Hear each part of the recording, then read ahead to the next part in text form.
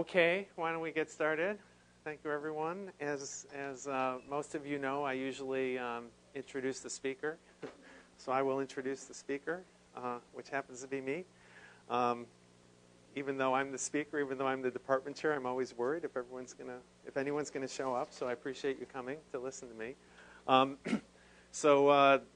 As all of you who have been here know that during the academic year, we have our weekly conference on Thursdays, and sometimes for one reason or another we may not have it. Other times it may get moved, like for example, we have another speaker coming tomorrow because Friday's the day that he happens to be available, so sometimes people come at different times. But we do try to have this conference each week, and sometimes we designate the conference as an IDL talk, an Informatics Discovery Lab, which I'll talk briefly about. Actually, I guess starting next year, these occasional meetings of these conferences will be our clinical informatics grand rounds, but they'll all be open to everyone, and we'll encourage people to come. As the fellows and faculty know, we expect attendance at these conferences, and we do, though, stream them, so there's some number of people out there listening, and the streaming is mainly for people who can't be on campus, so people who are distance learning students or other people either locally around Portland or beyond can come to can still take part in our conference. We have a hashtag DMiceConf that people can tweet in questions at us, and so we usually designate a recipient. So I think Deb is either on her phone or computer, and I actually have my phone here on Twitter if all else fails. So I thought, and I've done this intermittently over time, but I thought maybe it'd be good to do it at the beginning of each year to give an overview of where I see the field going and the program going.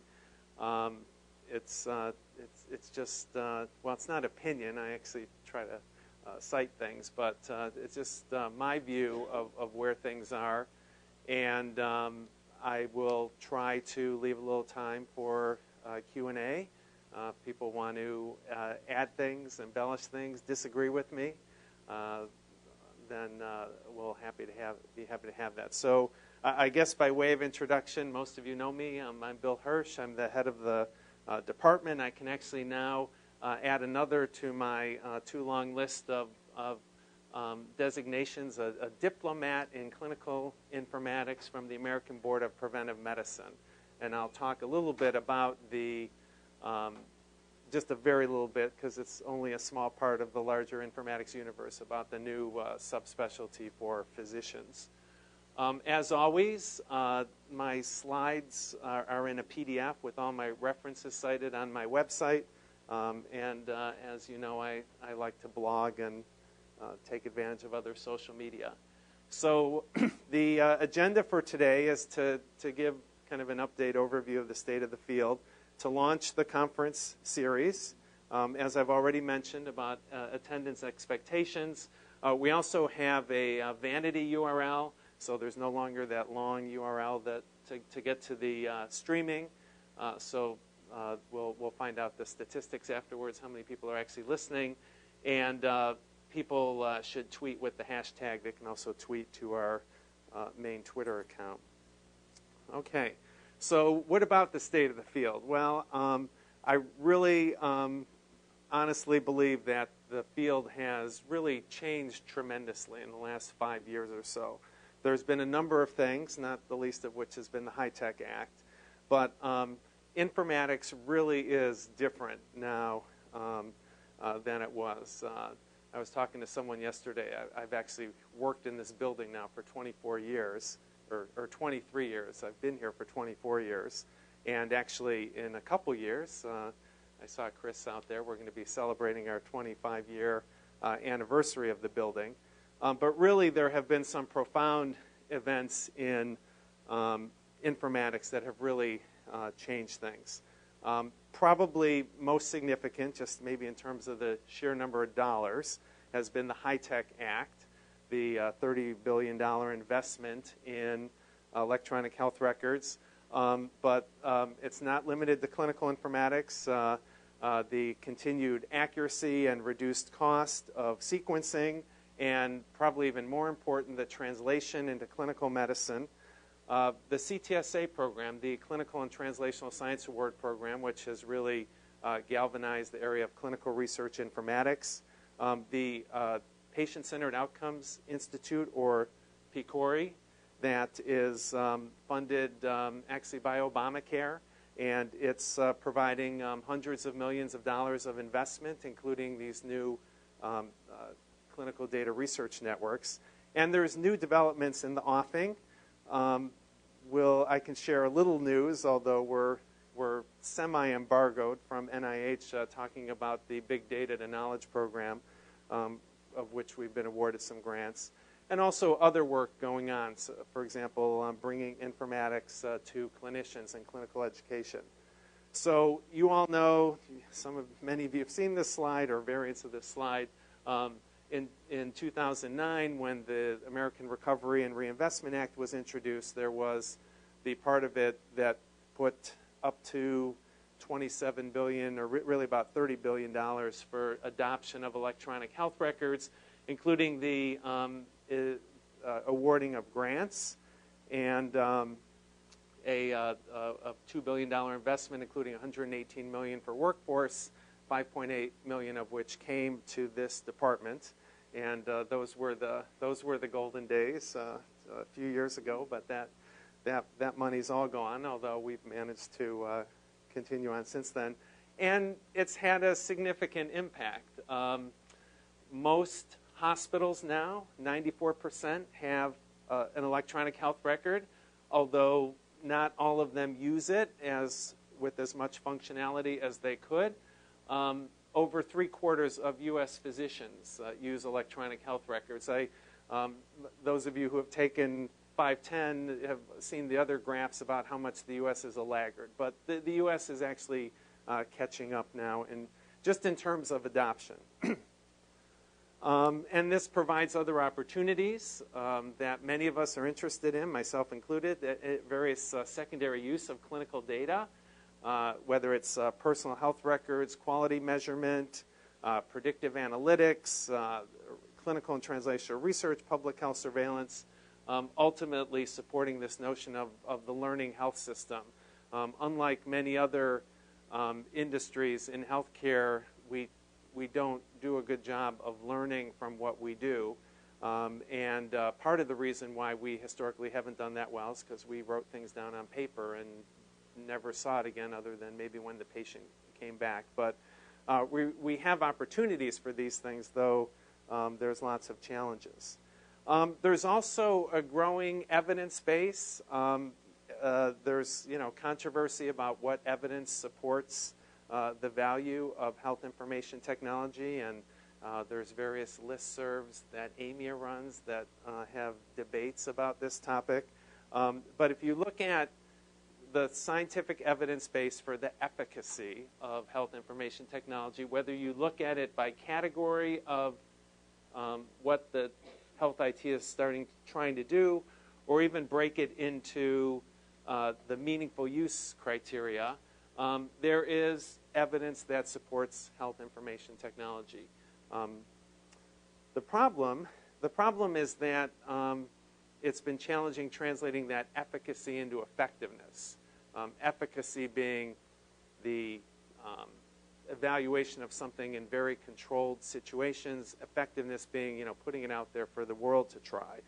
And so there's a lot of challenges, and we heard earlier this week from Dr. Robert Waugh, the president of the AMA, who pointed to this report that was commissioned by the AMA last year. They looked at things causing dissatisfaction in the work of physicians and EHRs, electronic health records, was right up there at the top.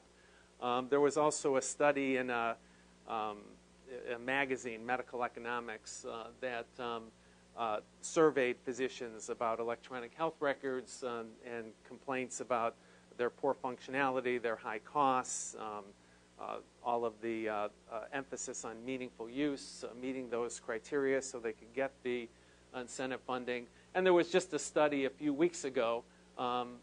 It was by Clem McDonald, some of you know. It was unfortunately, it was actually a full study, and JAMA made them compress it down to a research letter, so they had to leave a lot of things out.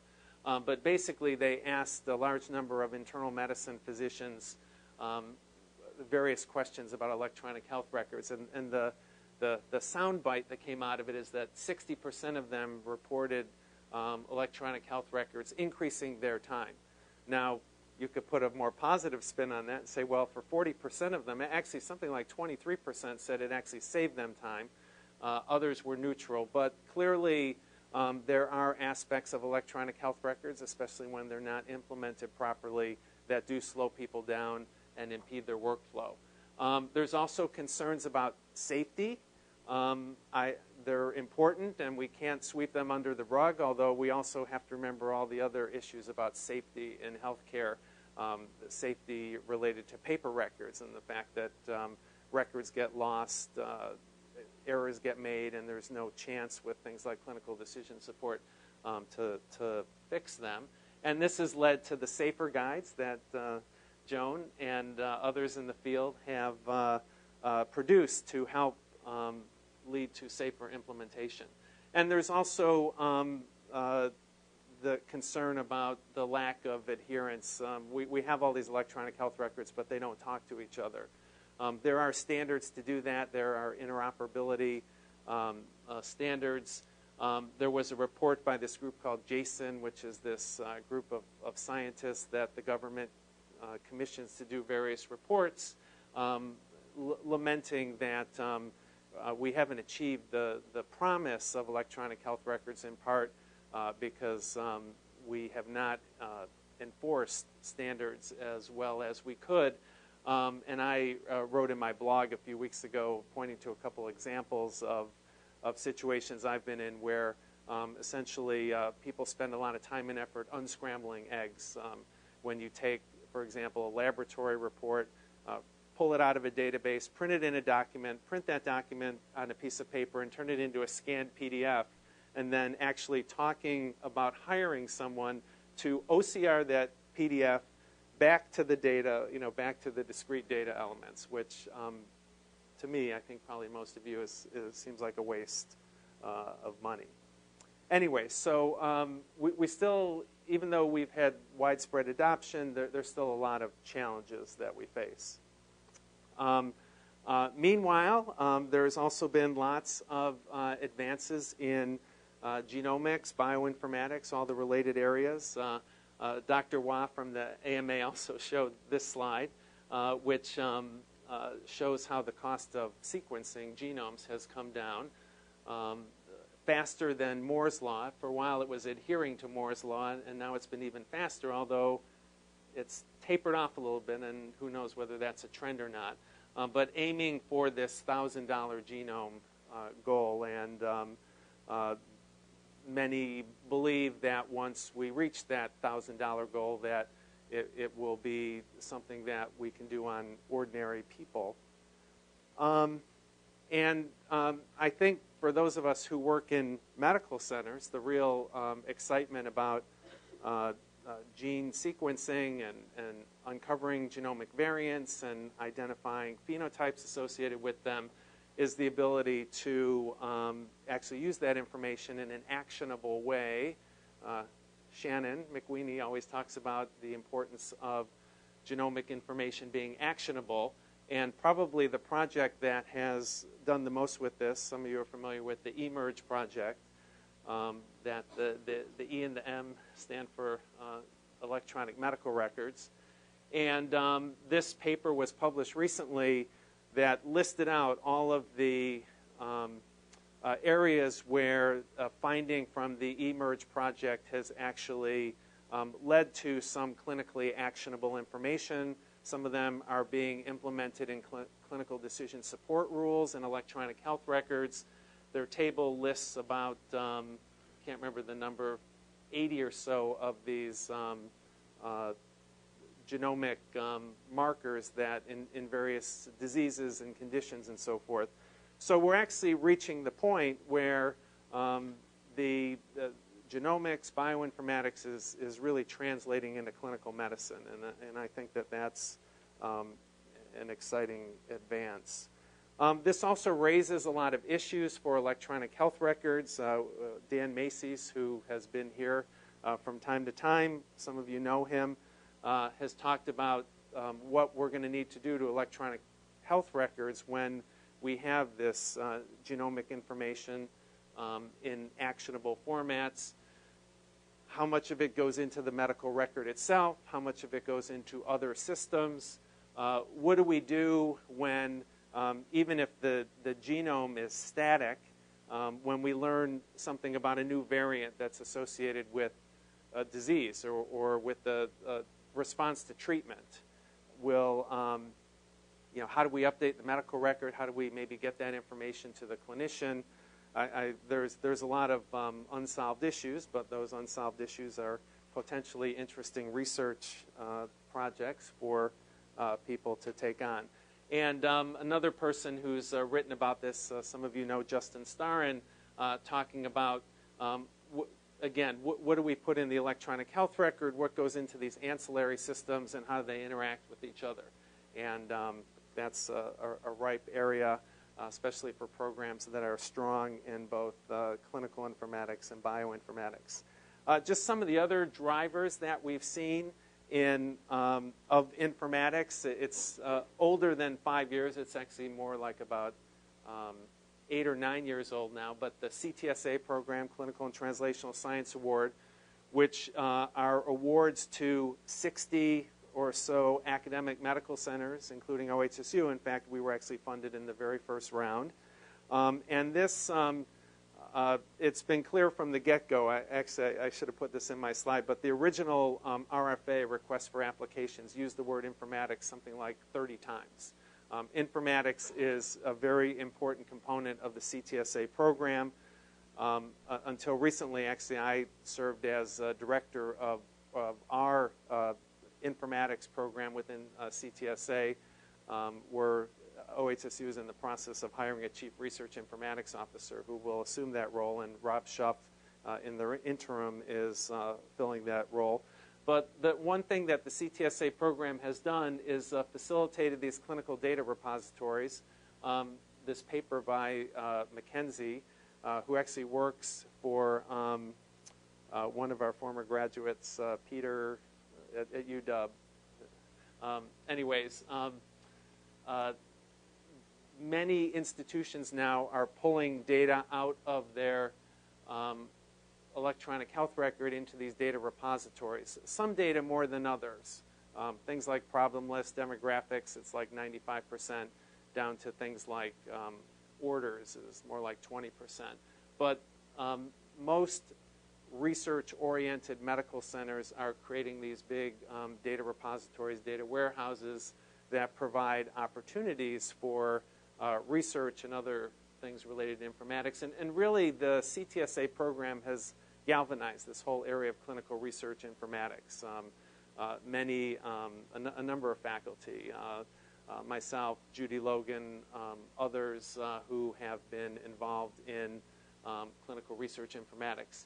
I mentioned PCORI at the beginning. This is another opportunity. They've had a lot of focus on methods. And one of the big activities of PCORI are these clinical research data networks that were rolled out in different places around the country. There is one in Oregon. Some of you might be familiar with OCHIN, and they're collaborating with others. And so these clinical research data networks, or CDRNs, will start to collect large amounts of information on large numbers of people, large amounts of data.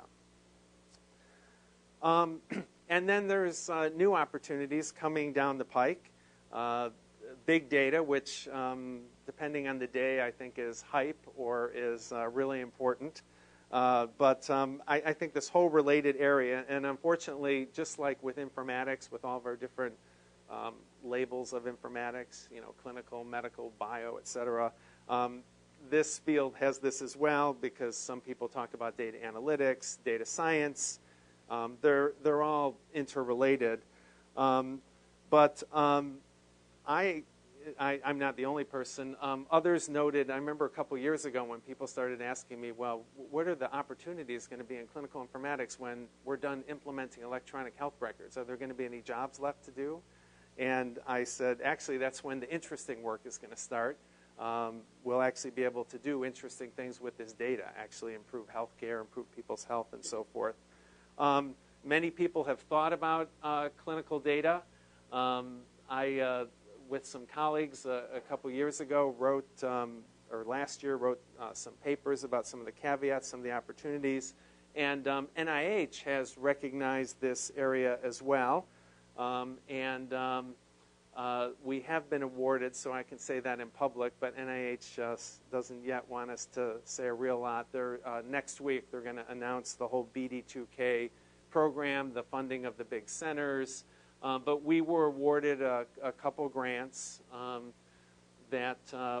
One is on development of open educational materials, somewhat similar. Some of you are familiar with the project, one of the big projects we had with the HITECH Act, with the development of the health IT curriculum. In fact, our grant actually proposed to use that exact same format to, in essence, add big data materials to the ONC health IT curriculum. So we've been funded to do that.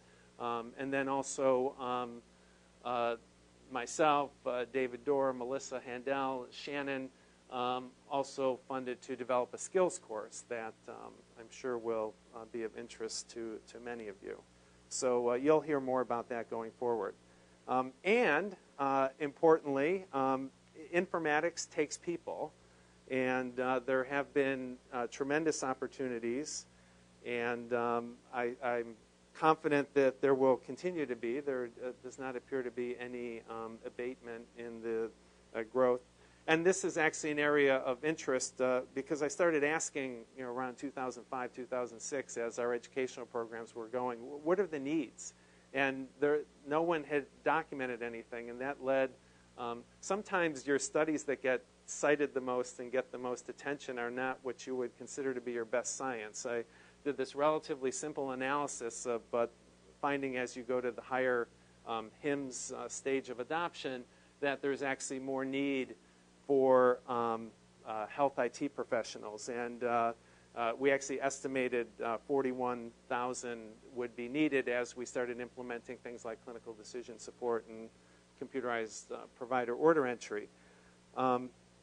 I think I can actually say with a straight face that this had some influence of that little Section 3016 of the HITECH Act that put money into health IT workforce development.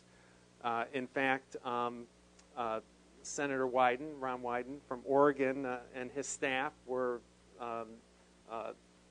instrumental in adding that part to the bill, and I had a few phone conversations, and that's the only place in the entire HITECH Act where the word informatics occurs. So I think we were a success. But the interesting thing is that we actually were wrong. We underestimated.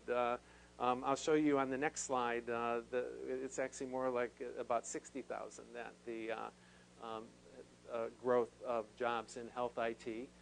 And these are well-paying jobs. There was just a report that came out from this website, healthitjobs.com, and if you look at the different types of jobs and the salaries that they pay, one can make a good living doing informatics, and that's important for us. You guys are spending your time and some of you your money in our educational program, and we hope that will be a good investment, and I think the data points in that direction.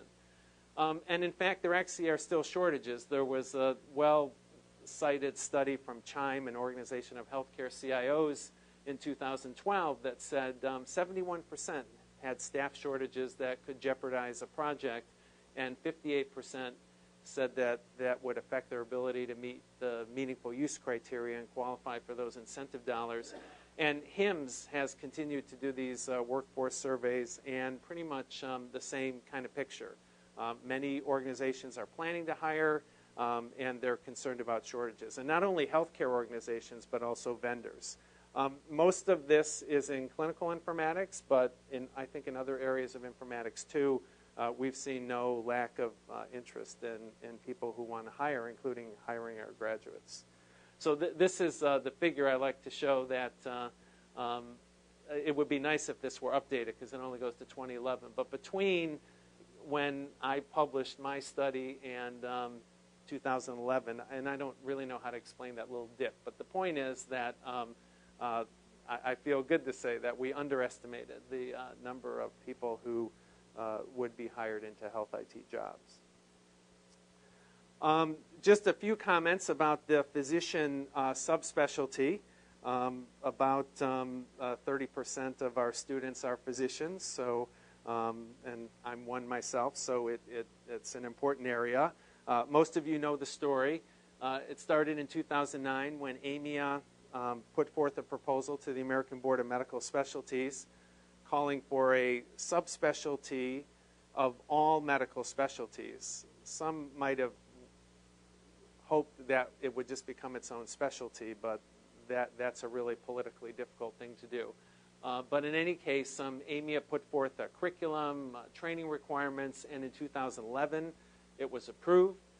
There are many different specialty boards. The American Board of Preventive Medicine stepped forward and said, we'll be the home, administrative home for this, but again, it's a subspecialty of all specialties.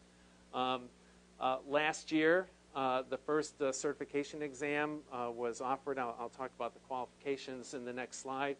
And 91% of people passed, including a couple of us in this room. And can now say that we're board certified. I probably would have been embarrassed if I had not passed the test. But I actually can say that of these 455, about 40 of them are either graduates or current students in our program. And actually, and I feel good about this, several of them actually scored higher than I did. So they did well, and we prepared them well. And then this year, when you start moving into this medical specialty, subspecialty kind of model, you start getting into all of the ways that medical training is done, which is different from graduate school. And we're sort of used to more of a graduate school model. But the Accreditation Council for Graduate Medical Education released its rules, and actually we found out just last week that we're now the third program in the country to receive initial accreditation, and we'll be starting, I'll mention that a little bit in the slide after this. But just a few details about the subspecialty. Typically, when there's a new medical specialty or subspecialty, there's already people that have been practicing in that area. And so there's this grandfathering period where you don't have to do formal training. If you do enough practice, so if you practice informatics 25% time within the last 5 years, or do what they call a non-traditional fellowship, which in our case means something like an NLM fellowship or VA, or it turns out, as we found out, they were accepting of having a master's degree. And you are board certified in a primary specialty, then you can become board eligible. So that's how those of us who took the test last year were able to pass it. Now, it's good, I think, for those of us in the field who are physicians that there's this pathway, but it actually creates challenges. Because it's a subspecialty of these different specialties. There's a paper by Don Detmer, who some of you know, in JAMA earlier this year, just about some of the fragmentation issues, also the funding issues.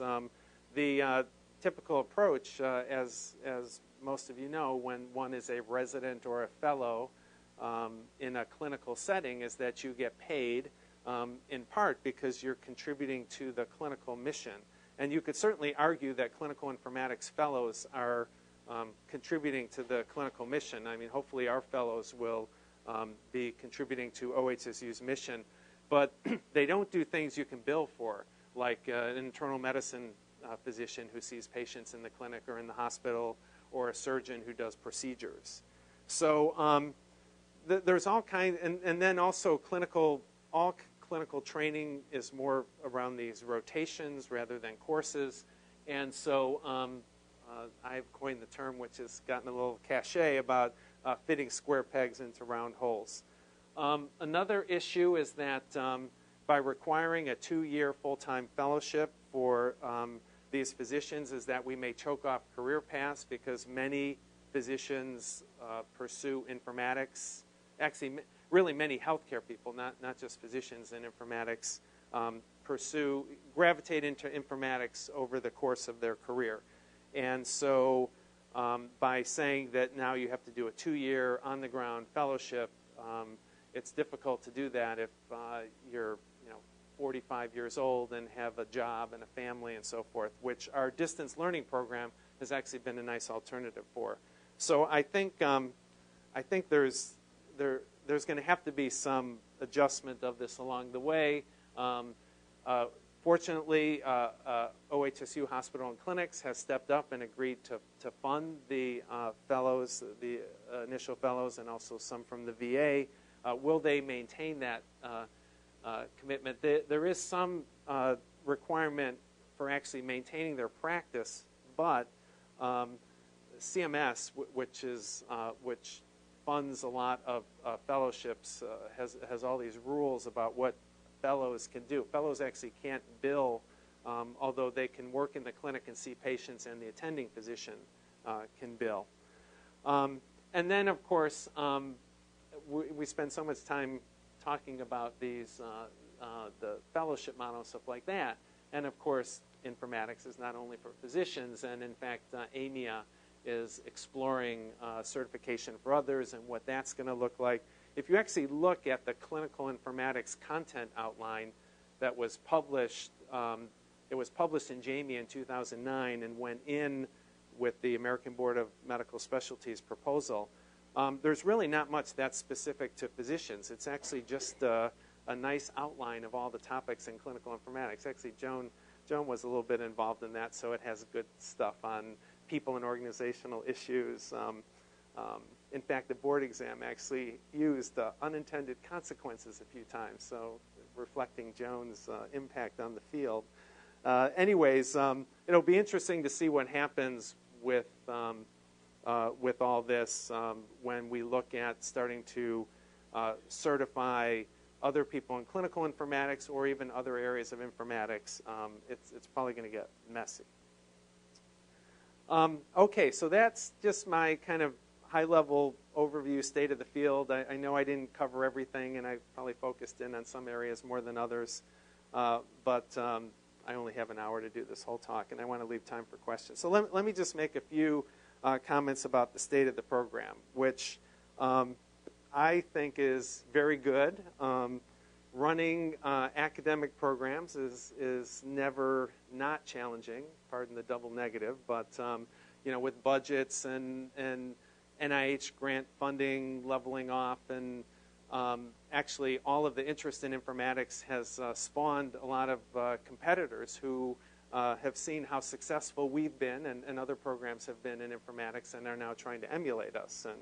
And but our research programs are doing well. We're undertaking other new innovations, such as the Informatics Discovery Lab, which most of you know about, and I'll make a few comments about. And our educational programs are doing well. We had that large infusion of money from the High-Tech Act, which vastly increased our number of students, mostly in the distance program. But because it was stimulus money, that money ended, and we've kind of come back down to pretty much where we were before. Our existing tracks are doing well. Our new programs are developing, and also something that is of interest. It's being led by the physician side of the field, but again, it's not really limited to physicians, is being involved in informatics education for clinicians and others. So I apologize to the faculty if your name isn't on this list, but I always keep a slide of all of our research expertise, which is basically the whole field, and I try to put names. But anyways, just all of the different areas where we have expertise. I mean, we are certainly one of the broadest fields in informatics, and even put in the clinical epidemiology folks as well. So this is, I'm not going to go through all this, but we have a lot of expertise around here, which is great for students who are looking for projects, and I think it's something we should be proud of. So I'm gonna toot our horn and maybe my horn a little bit here, but some of you know Allison McCoy, who works with Dean Sittig. Someone for a different field had developed a way of going through Google Scholar and identifying all the people in a field and what their H index is. And for those of you who've never taken my information retrieval course, where you would learn what H index was, it's basically a measure of how many citations to your work. How many of your papers have been cited that many times? And so we're on the all-star list here of all these people, and I need to convince the rest of some of the other faculty to get on this list. And over time, the younger folks will percolate up. The H index does kind of correlate with years in the field, so that's why Joan and I are highest. But even youngsters, I noticed that Julie managed to get herself, but that's a great start. You know, I'm confident your number will grow. One of my projects for this year is to get everyone to create a Google Scholar profile, so you'll end up on this list somewhere.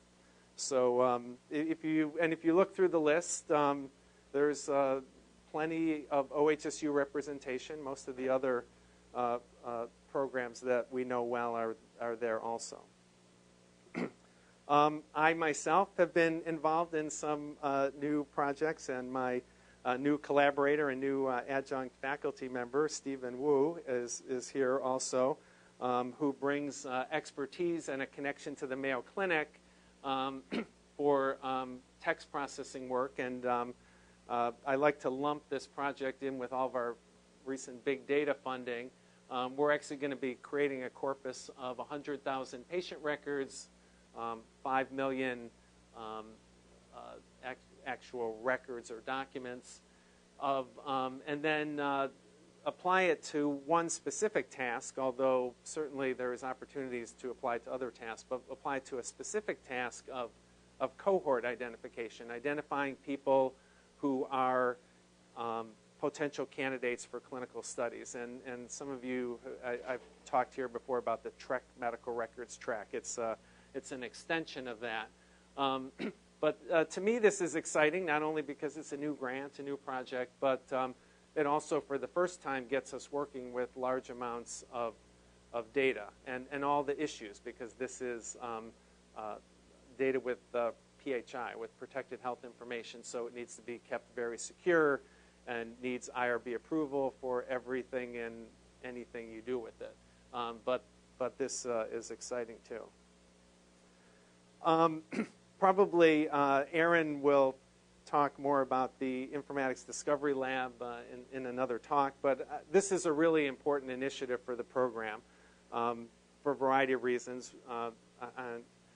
It's not being driven solely by economics, but certainly as grant funding gets tighter, academic departments need to look to other sources to maintain the work they do. But I think the real more important aspect of it is that it gives us an opportunity to move our work out into the real world, to make it more relevant.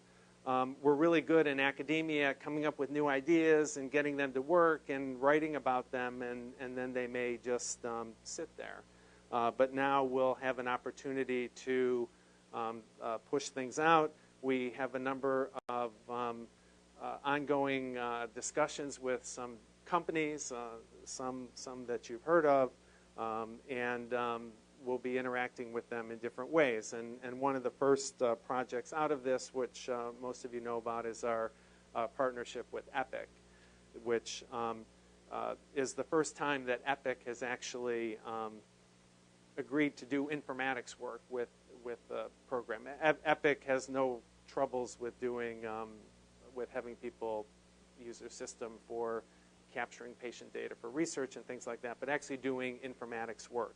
And both using Epic in our courses, the new version of 513 that Vishnu teaches, and also looking at it for research. So I think this is going to become a big activity of the department going forward. Our educational programs are doing well. I actually probably need to update this map because it's a couple years old, but that just represents dots of where our distance learning students live. And one of these days I'm going to overlay that where all the other great informatics programs are and show that we have a presence in those towns as well. We now have 605 degrees and certificates awarded to 558 individuals, so we have a very large alumni base. We also have people who kind of come back for more. We're one of the 14 NLM-funded fellowship programs. Our Fogarty grant with Argentina is unfortunately coming to an end, and it's not clear that they're going to continue that program. We also get fellowship funding from the VA. And we're also known for our innovations, including the 10x10 program, of which Don Detmer once said is the most successful initiative that AMIA has ever undertaken. Really started in 2005 when AMIA wanted to get into online learning, and we actually had BMI 510, and it was really essentially BMI 510 becoming this thing called 10x10 that had at its goal 10,000 trained by 2010. We actually had about 1,000 people do it by 2010, but because the interest was so much, we've continued it, and there's now about 1,800 people who have done 10x10, and probably about 15 or 20% of them have subsequently enrolled in our graduate program, mostly in the online program, though some of them came, and some of them have even wended their way up all the way to our PhD program. Dr. McCormack back there. And so we're known for these sorts of things. And another, I mentioned before that our Clinical Informatics Fellowship for Physician has been accredited, and we're actually going to be playing innovative roles as well. For example, some of the other places that have launched Clinical Informatics Fellowships are actually going to be using our online courses for their fellows. So some of you know Chris Longhurst from Packard Children's Hospital at Stanford. So he's launched the Stanford Clinical Informatics Fellowship. That was actually the first one that was accredited. And their fellows are taking OHSU courses. I had them in my 510 course over the summer, and now Vishnu has them, and others of you will get to know them as well. And there's other programs that are planning to do that. So that's another way that we can contribute. Another area that's been of great interest to me is informatics for clinicians. We really won't be successful in informatics if everything is just us doing informatics. And even though today's medical students come in very savvy with their phones and they know how to type a few words into Google, they don't know informatics. And there's a lot to learn to be a 21st century physician or really any kind of clinician about informatics. Finding the right information, using an electronic health record well, being involved in clinical decision support, quality measurement, telemedicine, things like that. So OHSU, so I actually started advocating this at OHSU about 1995 or so. So I've been here 5 years, still an assistant professor. And people would always say, yeah, that's a good idea, but not in my course, not in my course. And in fact, that probably was a boon to the graduate program, because we've never had any resistance in developing our graduate program, because no one around here really competes with us. But in the medical school curriculum, you compete with surgery and anatomy and pediatrics and everyone else for real estate in the medical school curriculum. But we have a new senior associate dean, George Maycano. Some of you know him. And we also have like every medical school goes through a curriculum revision like every 10 or 15 years. So we're doing that now. We also got funded by this grant from the AMA, which historically hasn't really been interested in medical education, but they're more interested now. And so all of these factors have sort of formed this kind of critical mass. And our focus has really been on trying to develop competencies for what students need to do in informatics. And again, not just being able to navigate through their smartphone, but really the kinds of things we do. So I know you probably can't read this, but we actually published this paper that has actually gotten a lot of interest about this competency set that we developed for, well, although again, it's for medical students, but pretty much everything here is germane to anyone who's a clinical student. Using electronic health records, searching, clinical decision support, understanding health information exchange, quality measurement, patient engagement through personal health records and patient portals, things like that. All these things that are going to impact clinicians in the 21st century. And we're actually developing curricula for medical students that will teach them these sorts of things.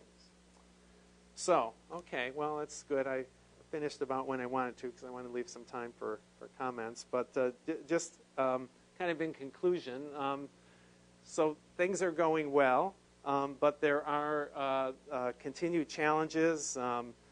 Everything from the current state of our clinical systems, our electronic health records being suboptimal, to the challenges of research funding, and our educational programs keeping up with the field. Sometimes in some fields, educational programs kind of lag behind where the field is, but I don't think that's the case with us in any of the tracks. Informatics is still the place to be, so it's an area where we can do good work and make a career out of it and feel good about what we're doing, contribute to people's health, to the healthcare system, and research. So I will stop at that point and open up the floor to questions. Let me just remind people, because we record this and there's people listening, to push the little button and hold it down on the microphone, or if people are listening out there in cyberspace, to send us by Twitter. Is there anything on the Twitter feed? Not yet. Okay. Any other comments? Yes, James. Thank you. The simulation lab that we all got a tour of the other night, what initiatives are we working on with the sim lab, and how might that be expanded? Yeah, great question. And on my list of the gazillion things that our faculty does, simulation is listed in there. There's an interesting story behind that. Jeff Gold has become the leader in that area, and Vishnu's working with him. Right when we got the ONC funding, Jeff, I don't know, read about it somewhere and came and said, you know, I've got all of these critical care fellows who miss things in plain sight in Epic, taking care of patients, and you know, what can I do about it? So I said, well, you know, let's try to document it, and we actually did a little study that was published, and then he got interested in that area. Some funding opportunities came along, and all of a sudden our EHR simulation program was built. And so Jeff is also involved in the curriculum with the medical students. So obviously, if you're going to simulate the clinical environment, part of that environment includes the electronic health record and all the data. And that's very much a part of that simulation center, which if you toured it, you saw, well, I mean, there's actually some interesting informatics just around simulation itself, but all of the rooms have computers. The even the outpatient rooms have the computers that are hanging there, so everything from teaching people the best way to use a computer in an exam room. So there's lots of involvement with us in that. Any other questions, comments?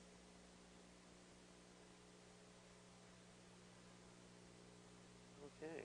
Oh. What the heck? Just a little question. Why, there's so much, focus on the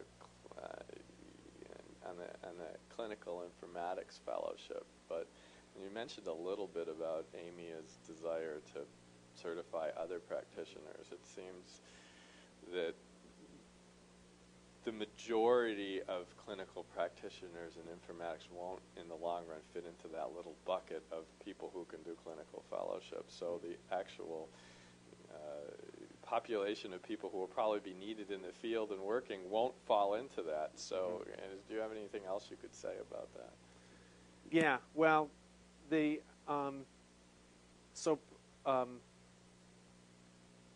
one of the downsides to kind of going the medical subspecialty route is that means you have to have a medical medical specialty. I actually lucked out in this regard in that I got certified in internal medicine at a time when people got lifetime certifications. You pass the board exam, you're certified for life, even though you have to do continuing education and all that. But that's all changed in medicine. And so people need to keep up their clinical side, and it can be difficult, especially like if you're in primary care. So one group of physicians who are kind of left out, well, a number of physicians are left out of this process because either they're not certified or they discover informatics in the middle of their career. And then, of course, again, informatics not only about physicians, so there's all these other people. So it's going to be interesting to see what comes out of this AMIA process. Another issue is, do people need to be certified in informatics? One way that people get certified in a career is that they get a credential, like a degree, a master's degree, a PhD.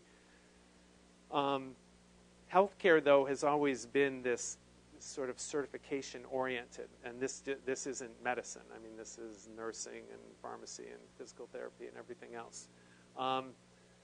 So it'll be interesting to see what kind of certification process develops and what kind of training requirements there will be for it, because it's going to be, they call it the Advanced Interprofessional Informatics Certification. So it's going to be many different professions. So I don't imagine that they're actually going to be able to prescribe certain fellowships because it just might not work for nurses or physical therapists or whoever. It remains to be seen what that's going to be. It also remains to be seen how important it's going to be to have that clinical informatics certification credential. Is someone not going to hire you because you don't have it? What if you have other advanced training in informatics or experience and so forth?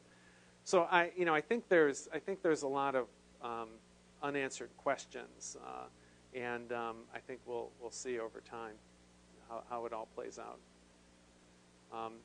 There are other, the previous last new medical specialty was emergency medicine, because people worked in emergency departments, but they were internists and surgeons and anesthesiologists. It took a while for it to be, certainly in urban areas, to be required to be an emergency physician. And even in some areas, there just aren't emergency physicians. So we'll see. Yeah, Mike. Bill, I think in academic departments we've got research missions and teaching missions and then operational missions.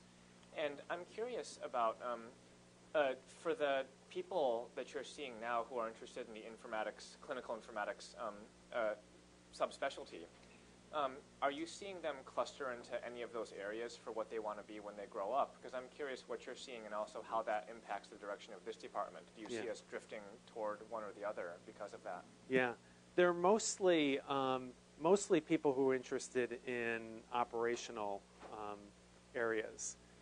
Because like if you look at departments, if you look at clinical departments in medical schools, like a department of ophthalmology, I mean, all of you guys are certified in ophthalmology, you know, to do your ophthalmology practice. Whereas the academic work that you do, you're not really certified per se. You know, you have your formal informatics training, but so it's certification is typically more sort of fitness to perform in some sort of operational role. So for that reason, a lot of the initial cohort of people certified are chief medical informatics officers and things like that. And then some academics like us who make sure that we want to get certified because we want to run programs or otherwise get recognized for what we do. But the large majority are interested in operational roles. And academic informatics always has this kind of challenging relationship with kind of service versus academia. You know, we're not the IT department. We actually shouldn't be the IT department.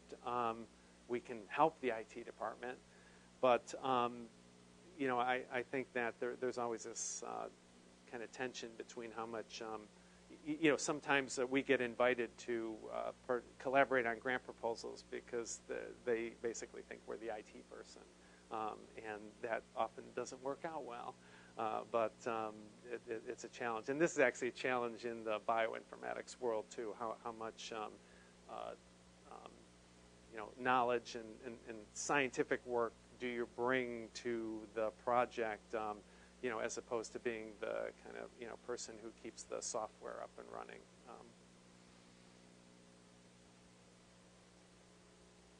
Okay, well, and let me ask Deb one last time if there's anything coming across the Twitter feed. When we first started doing it, we got a lot more comments, but we have fewer now. Okay, well, thank you all for listening, and I appreciate you coming, and we have a number of other interesting speakers planned starting tomorrow. Andrei Krishnik, who's an expert in usability, which is another important area in the field. So thank you.